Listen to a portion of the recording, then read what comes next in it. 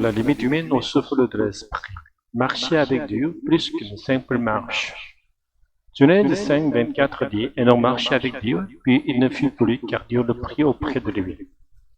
Contrairement à la traduction coréenne qui a simplement marché avec Dieu par le mot tongen, compagnonnage, marche commune, le texte hébreu emploie deux mots distincts, Allah et Ha-Elohim. Littéralement marcher avec Dieu. Le verbe halak signifie d'abord marcher, mais il est très souvent utilisé dans le sens plus large de se conduire, agir, vivre. Ce même verbe apparaît dans Genèse 3:8. Ils entendirent la voix de l'Éternel Dieu qui parcourait le jardin au souffle du jour.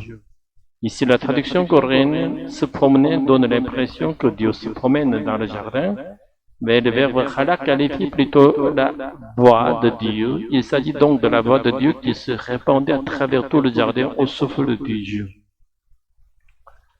Marcher avec Dieu, c'est donc refuser de marcher avec d'autres dieux ou selon nos propres pensées mauvaises. Ne pas marcher avec Dieu, c'est suivre les idoles, agir selon nos vues. Cela mène inévitablement au jugement, au dernier jour. Nous devons suivre la direction de Dieu dans toutes nos actions, non pas en observant la loi à la manière de l'Ancien Testament, mais en marchant selon l'Esprit Saint, Dieu venu à nous au nom de Jésus-Christ. Pour bien suivre le Saint-Esprit, il faut vivre en intimité avec les Écritures, car elles témoignent du Christ et de l'Esprit. Ainsi même la loi doit être comprise non pas dans sa lettre, mais dans son esprit. Aimer Dieu et aimer son prochain, et cela ne s'accomplit pas par notre force, mais par la grâce du Saint-Esprit. Le mystère du second souffle, au-delà de nos limites humaines. Marcher avec Dieu n'est ni facile ni naturel, c'est un mystère surnaturel. Beaucoup confondent l'extase ou la transe mystique avec la vie donnée par l'Esprit, et il faut distinguer les deux. L'expérience de l'Esprit n'est pas une simple émotion ou exaltation passagère. C'est une naissance réelle à la vie céleste. Cette vie nouvelle nous est donnée quand nous reconnaissons nos limites et que nous nous abandonnons entièrement à l'Esprit Saint. Et c'est précisément au moment où nous atteignons notre point de mort, notre limite extrême, que nous pouvons recevoir ce que l'anglais appelle le second wind, le second souffle. Voilà pourquoi la souffrance est un déguisement de la bénédiction de Dieu. C'est dans l'épreuve que nous découvrons notre impuissance totale et que nous pouvons nous remettre entre les mains de Dieu. Enoch donna une telle vie pendant 300 ans après ses 65 premières années, durant lesquelles il apprit sans doute à reconnaître ses limites humaines. Dieu l'enleva à l'eau pour l'introduire dans sa maison, signe de la communion parfaite avec lui. Vivre du souffle de l'Esprit, le véritable compagnonnage avec Dieu. Nous aussi, nous n'avons pas à présumer que nos fautes passées nous condamnent.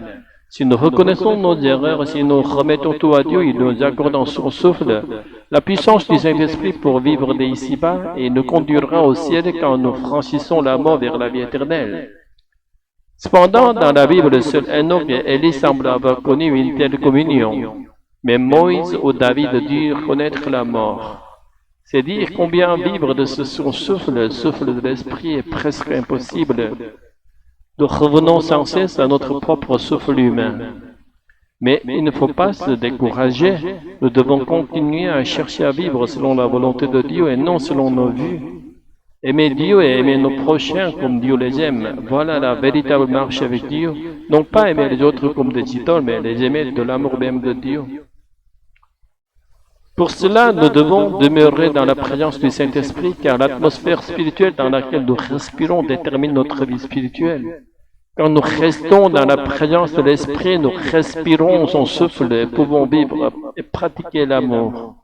Peut-être n'atteindrons-nous jamais parfaitement ce but dans cette vie, mais si nous persévérons, soutenus par la grâce du Saint-Esprit, nous découvrirons en nous-mêmes une nouvelle vitalité, une vision renouvelée venue de Dieu. Alléluia, Amen.